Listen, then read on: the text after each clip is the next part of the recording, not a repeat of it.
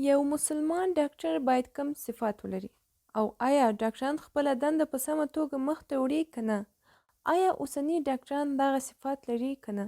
دلته داسې نور ډیر سوالونه پیدا کیږي چې د هغو د ځواب کولو لپاره ښه دی په دې پوه سو چې یو مسلمان ډاکټر باید کم صفات ولري او خپله دنده په کومه توګه مخته بوځي.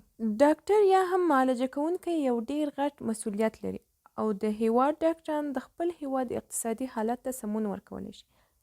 یو ډاکټر وروسته له ډیرو درس ویلو، زحمت ایستلو او عملي کارونو څخه کولی شي ځان ته شخصي کلینیک پرانیزي او ځان ته د ډاکټر خطاب وکړي.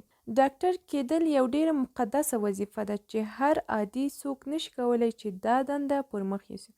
نو راځئ په دې پوه شو چې یو مسلمان ډاکټر باید کوم صفات ولري. لومړی، نرم زړه، حیاناکه، پاکلمنی، مخلص او دینداره وي. دوهم، غوره اسلامي اخلاق او نرم مزاجه وي. دریم، نظافت په پوره ډول مراعات کړي او شرعي لباس ولري. څلورم، د مادي هدف ترڅنګ باید د خدمت هدف هم ولري او ټول ناروغان ته په یوه او درنه سترګه وګوري. پنځم، په خپل مسلک کې له حده زیات معلومات ولري او د نورې پوهې د لاسته راوړنې لپاره زیار وباسي.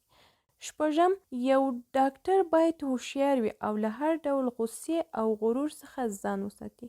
اووم، د ناروغانو راساتونکی وي او له هغوی څخه د بې ځایه او شخصي پوښتنو څخه ځان وساتي.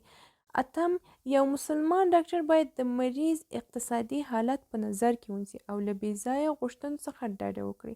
نهم، د الله تعالی عبادت وکړي او نورو ټولو خلکو ته د اسلام مبارک دین دعوت وکړي. لسم، ټول کړنلارې باید د اسلام د اصولو مطابق وي. مننه.